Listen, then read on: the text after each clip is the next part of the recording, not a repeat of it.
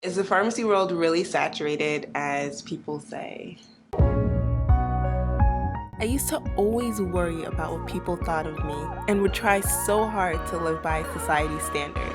Then I realized that I was created to be different, and regardless of what I did, I would never fit in. So I decided to follow my dreams instead. Join me on this journey as I grow in my faith, go through the ups and downs of pharmacy school, and most importantly, being God's masterpiece.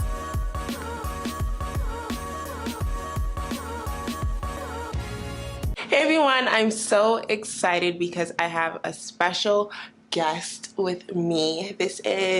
My name is Joanna. I'm a recent graduate. I graduated in 2018 from Albany College of Pharmacy, and I currently work in retail. So you all asked some questions in my videos on Instagram, YouTube, everywhere. So I'm going to ask those questions. So hopefully she can address some concerns that some of you have. What made you want to go into pharmacy?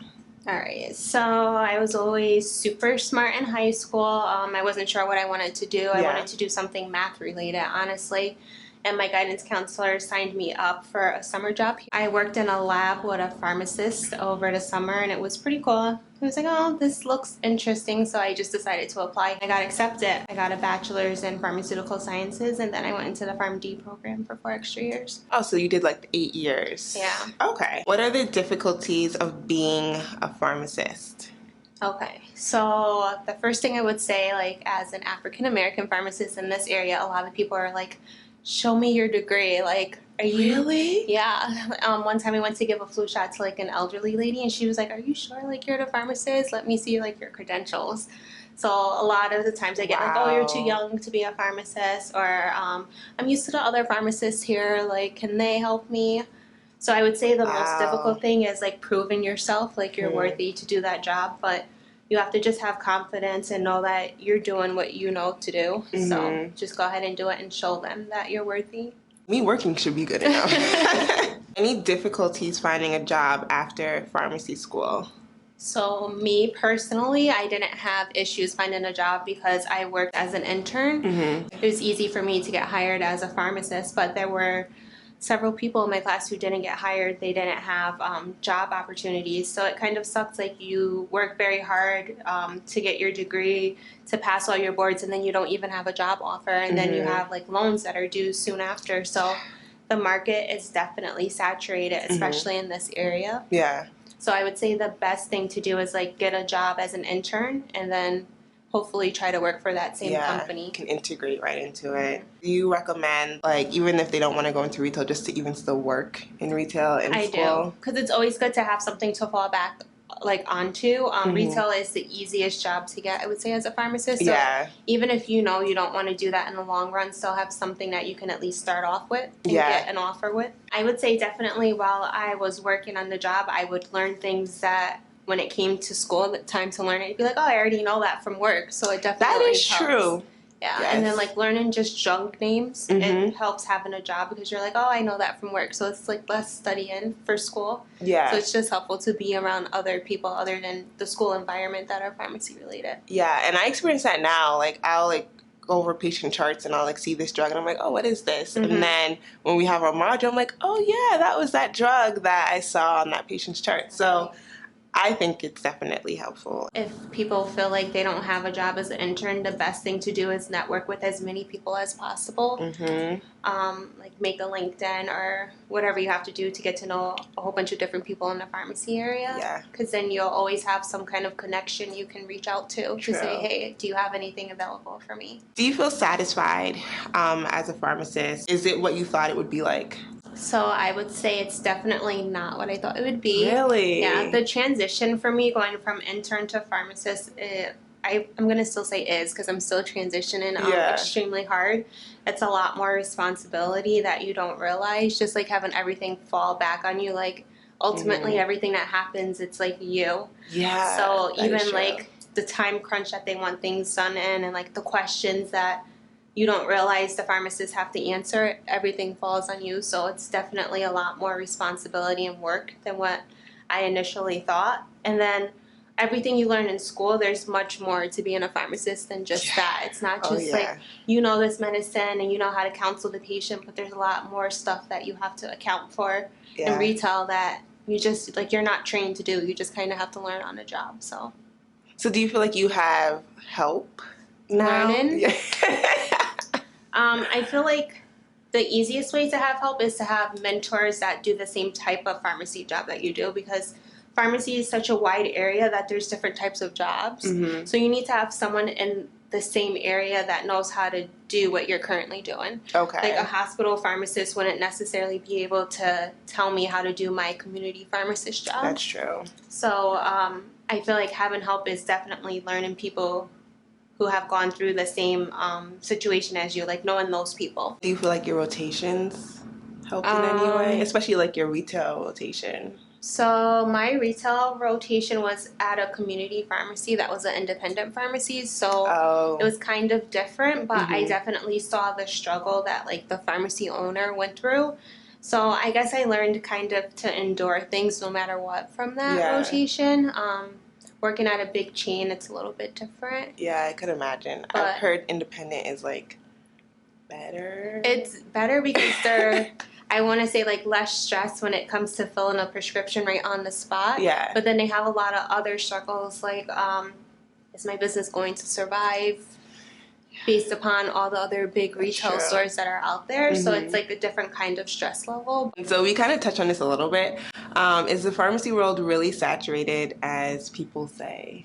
It definitely is. And a lot of people always say like, oh, pharmacy is so small. And that is true. Yeah. So someone that you think you'll never see again, most likely you'll run into them again at some point in time. And you're like, wow, I never thought that it would be true, but it is. I would say to always think about your job as like you are replaceable like this. So that is true. Definitely take it 100%, give your 100%. And but what about like other areas? Do you feel like if the school is like in that area, like of course it'd be saturated, but like if students like look in other areas, you think that they have a chance? I feel like if it's a remote area, you definitely have a chance. There are some jobs that are like, hey, we need pharmacists, we'll pay you extra to come like move away from everything and work here. Those areas are going to be the easiest to find the jobs, but I would say in general, pharmacy has grown so much that there's so many pharmacists out there and not enough jobs. So which is a problem. That is a problem. I would say like the biggest thing would be to be open to different types of pharmacy jobs. Like don't just limit yourself to one area. You'll have more chance of finding more jobs. Yeah, I definitely think so. Like I know, like I work in a hospital now, and that's pretty cool to see that aspect of pharmacy. But then now the thing is just like residency. Yeah, you know, like should you do a residency? Should you not do a residency? I don't know. What are your thoughts on that? So my thoughts are, if you definitely are willing to be a student for a little bit longer, definitely go for residency because it opens your doors to more job opportunities in the future. I kind of think about it as like the PharmD aspect. Like 20 years ago, they didn't have a PharmD, but now they're requiring everyone gets their PharmD. But when it first happened, those students, they didn't have to get their PharmD. They had the option. So like now students who are graduating, they don't have to go to residency, but maybe it will be required in a couple of years. You don't ever know. Yeah, that's true. I'm like contemplating that now. Like, y'all know, I talked about it in other videos, and I'm just like, I'm tired. Yeah, that's the thing. Like, do you really want to be a student any longer? Yeah. But it's definitely residency. I have a friend now who's a resident. He definitely gets super stressed, but he's like, I know it's going to be worth it because I can specialize in whatever kind of pharmacy I want to do. And it's just kind of like you get a special education that nobody else is going to really have. Like, no one else is going to have that journey you had. And I don't know, I feel like the quality of life might be a little bit different. If you like know you want to work in a hospital as opposed to like retail, then go for it, you know? Yeah, and I even like spoke with a pharmacist, and she was like telling me her life story because like I told her I was a pharmacy student, and so she was just like, she did a residency, she loved it, she worked in a hospital setting, but then she wanted to settle down and, you know, start a family. She was actually pregnant when I was talking to her, and she switched over to community pharmacy. So it's like you still have that option, I guess. So I'm like considering it. I'm just like, can I take a year off in work and then go into it? But I You feel like it's definitely easier to transition right into it. It is. But I also know one girl who graduated from pharmacy school, worked a year at retail, and then went back and applied for residency and did residency. She's doing that right now. Really? So okay. They say like the odds of getting accepted into residency after working for a year are lower, but she was able to do it with no problem. And she's like, I would definitely recommend you do that and not stress over your retail job. So that's true. That's good advice. Tips for studying for the PCAT. Tips for studying for the PCAT. You're like, that was so long ago. Me too. I would say, I think there's a study book, right? Yeah, I used the Princeton review book. I like that one. I don't remember what I used, but I would say definitely if there's a study book, get the study book and go over it like inside and out 1-2 times. I guess I can relate it more closely to studying for my boards. Yeah. There's a review book. I got the review book and I didn't study it as hard as I should have. So my advice is to give yourself a lot of time to study, like enough time to study, and make sure what you study you know inside and out. Okay, so that's a good segue like to the next question of like studying for the boards. Like, how I feel like that's so hard because you graduate, you're like, yes, like I'm finally done with school, but it's like, wait, you still have board exams to take. Yeah. How was that to study for it? I feel like people don't ever truly understand the pharmacy school struggle because they're like, you graduated. What do you mean? You're still studying. Yeah. And like, I would be in the library for hours on like the 4th of July, sunny days. Yeah. And like, you feel like, yes, I graduated, I did it, but it's still like you have a ton of work to do. The board exams are the most important exams of your whole entire career. Yeah. But I would say like school has prepared you how to study, right? Effectively. That's true. So, there is RX prep that is offered like in the fall before you even graduate. So buy it as soon as it comes out. That's my first piece of advice. And start studying as soon as you get it. So what I did is I had my last block off from modules. So that was like April or May. Okay. So I had from April until graduation, and then after graduation before taking my boards to study, right? And I was like, I'm just going to start studying then. But that's not enough time. Yeah. A lot of people do that, but then you feel so crammed, like you have to study every single day, every hour of the day. I would say if you start studying earlier, then you can plan it out and space it out more evenly, and then you even have time to review those topics maybe 2 or 3 times. And then I would say, like, based upon what rotations you have, study those topics before you start. So if you know you have an infectious disease rotation, study infectious disease before you start that or during that rotation, so it kind of breaks it up a little, and then you look smarter to your preceptors. Yeah. Like, oh, how do you know that little detail? Because you were just studying. Another thing I would say is there's this great app. I don't remember the name of it, but this is for New York State only. I'm sorry, those who don't live in New York State. We have the Part 3s.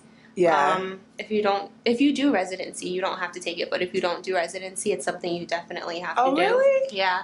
People who do residency, they can waive that part of the boards. But that's only if you never take it. If you take it and you fail, you have to take it and pass it. Oh. So that's good to know. Yeah. Another thought pointing towards residency, but there's a great app. It's called like Pass NYRX that helps with the Part 3s. It tells you like what to study, how to study. The thing is like not necessarily the knowledge you know, but you have to know the exam. Okay. Like, how are the points added up? What is, like, an absolute fail? So what do you definitely need to not do? So I studied that app, and it really helped me. And then the school offers a review. Of course, it's, like, 2 days long. Definitely take that. Okay. It's a little bit pricey, but it's worth the money because you do, like, a mock board exam, and they grade you just like you're taking the board exams. And then you get to feel that pressure like you're actually on the exam day. The other thing I would say is like keep all your lab work from school and just review that. That's and like study with friends because you can always learn from your friends. Yes, I do that now. Yeah, and it's really helpful. Yeah, it is. Okay, that's good. And how about the law exam? I feel like that part's a little scary too. It is because law is like a different language. You're like, wait, what is this saying? Yeah. So you have to kind of there's a book I studied for law. It was like New York State Law Simplified, and it really helped. So I wouldn't say use that as your main study source, but try to study the law first. The school also offered a law course that was pretty good. It's 1 day, and then Buffalo State, I want to say. Yes, I heard about that program. If you get the chance to go to that because they have really in-depth notes that are super helpful. Sometimes you feel overwhelmed by them, but if you have the time to go through them, just go through them, because anything that the law exam is going to ask you is probably in that packet at some point in time. Oh. So that was very helpful. And then that book, after you study, if you go through this book, the Simplified Law book, it really helps just like consolidate everything, and you're like, okay, this makes sense, and it's not too bad. Yeah. So I would recommend doing that. The only thing is, when you're studying for law, you have to kind of separate New York State law versus federal law, and it's kind of hard because we're more strict, almost like 98% of the time. Yeah. So just make sure you keep that straight in your mind. And if you're at the exam and you're like, wait, I don't know, am I going with New York State law or federal law? Just always go with the stricter law. Should I take on a PharmD and MBA? And how much does it factor in terms of getting a job in a community setting? So in a community setting, I don't think it would play much of a role unless you wanted to like own your own pharmacy. Okay. If you want to own your own pharmacy, I would say definitely go for that degree, because you see like what's the business move for doing what I do with my pharmacy. But if you just go for a straight up community job, they're not going to say, oh, you have your MBA, let me definitely hire you. Yeah. So, Okay. I mean, it's always good to be more educated and have more degrees, but you have to think about, like, am I going to not get a job because I don't have that degree? Most likely not. Okay. I know, like, my boss now, she's a pharmacy manager in the hospital, and she has her MBA, so maybe in, like, that setting. How about to, like, be a manager? Like, Pharmacy manager or district manager? Either or. So right now, my current district leader is what they call them now. She has her MBA. Okay. I don't know how that played for her getting her job, but there are definitely district leaders who don't have their MBA.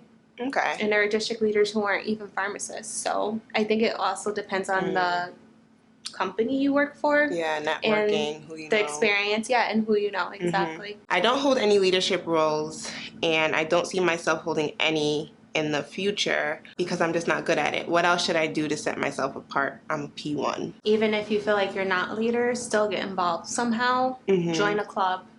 If you don't want to be on the e-board, just still go to the meetings, be involved. Yeah, be network. a member. Yeah, just be a member, network.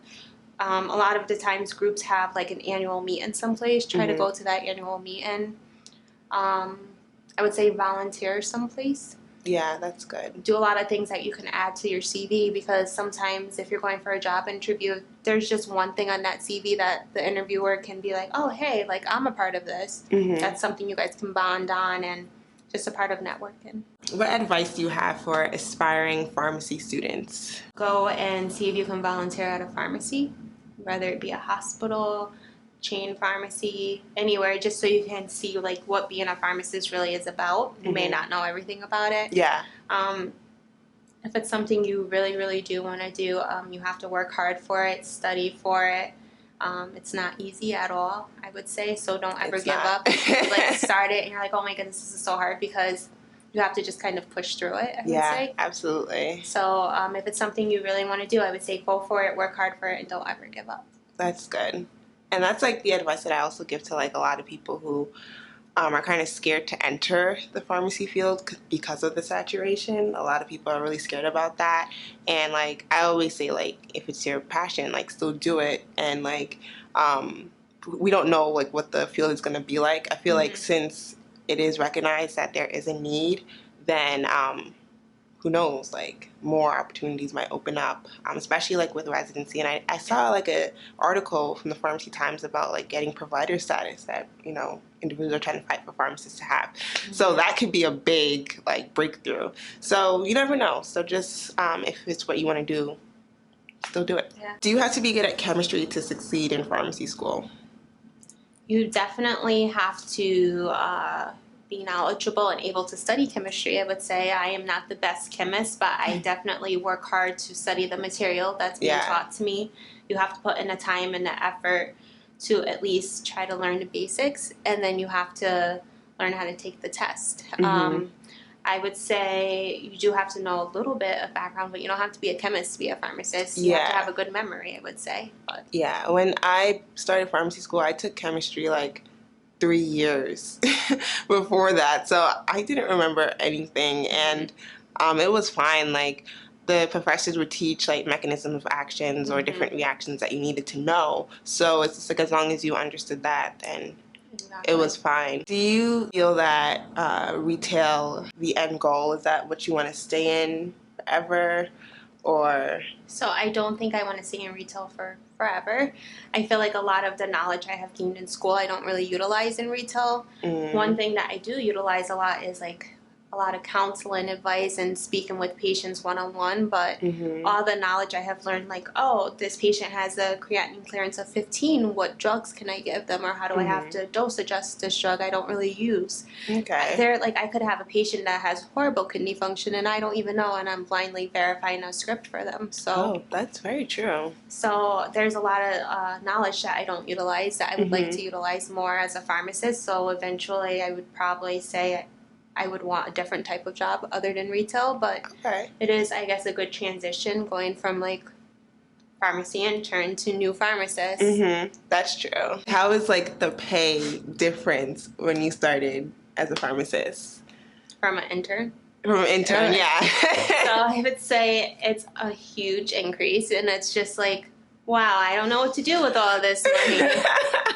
So what I did is I went to go see a financial advisor, because even like people directly around me, like my parents, they're like, we don't know what to do with that money either. So I would say definitely go see a financial advisor. Then you know if you should reconsolidate your loans, if you have loans or not. You should know how much money you have to save.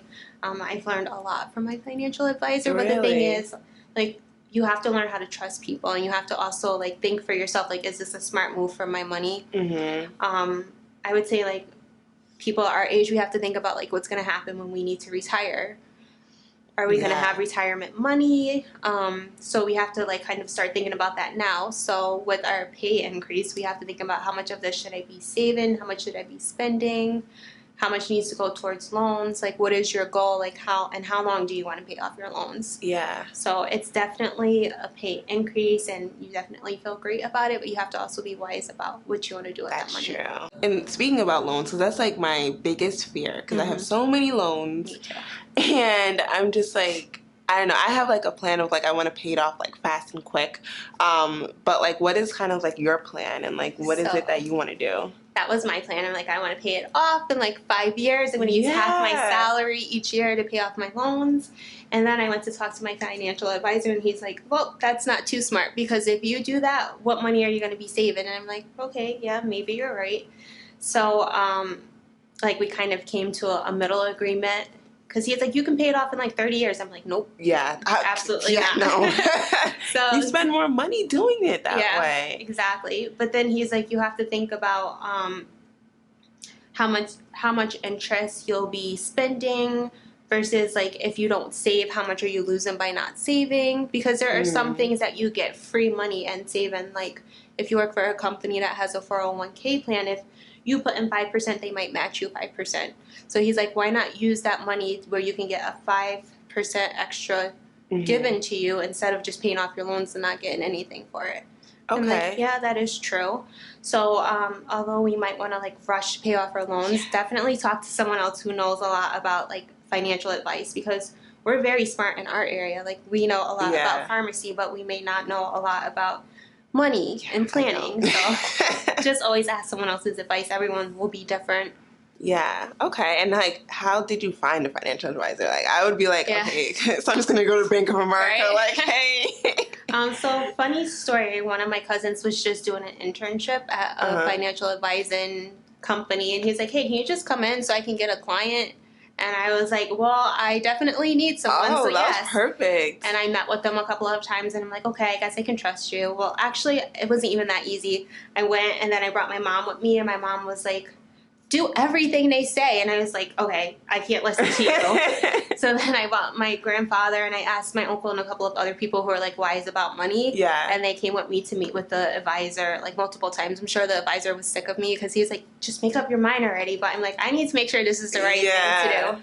So after meeting with them a couple of times, they're like, yeah, just do what they're saying because it makes sense. Yeah. And they'll like set you up. Like if you get hurt on the job and you need disability, they'll set it up where you can still make your income by not working if you have certain types of insurance and stuff like that. So smart things out there, I would say. That's just a make really sure good you idea. ask like your family what they think about it and if they think it's wise. Do you or would you consider working 2 jobs? There hasn't been a pharmacist that I met that only has like 1 job. Like sometimes they'll like work part-time, per diem somewhere. Is that something you've considered? I have definitely applied for per diem jobs. I haven't gotten any offers yet, but I would say that's a good idea if you have the time. Like some people don't have the time because they have a family. And then some jobs, like for instance, my job, I am salary based at a certain amount of hours per week, but I spend a lot of extra time still at work, even though I'm not getting paid. So some jobs just require so much from you that you don't have time to do a second job.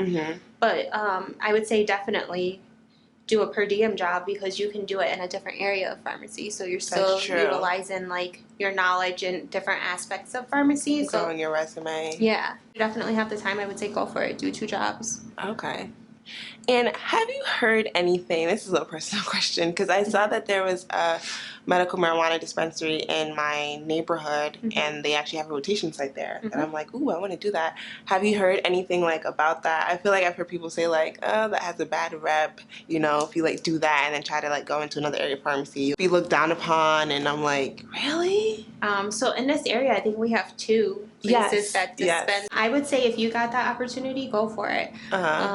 My old boss, when I was an intern, his girlfriend works for medical marijuana doing something, but it's like a government job. So like if you got a chance to get a government job, do it. I would say all the benefits are great. True. And also that's like a growing part of pharmacy. It's new and it's growing. Who knows how big it will be in like a couple of years. So don't just knock it off or think it's a bad area or has a bad rep. I would say go for it because there are some patients who definitely need that as an option. Like nothing else is working for them and that's their medication. And then there are also patients who abuse it. But there's pros and cons to everything. It's just like the opioids. Some patients really need those and some patients abuse them. So Oh yeah, we're learning about that now in neuro. So those are pretty much all of the questions. I hope that this video was helpful for those of you who asked questions or for those of you who are thinking about pharmacy but you just weren't really sure. And so I hope that we were able to help out. So I hope you all enjoyed and I hope you have a great rest of your day. Go out, be kind, be caring, be loving, and as always, be his masterpiece. Bye y'all.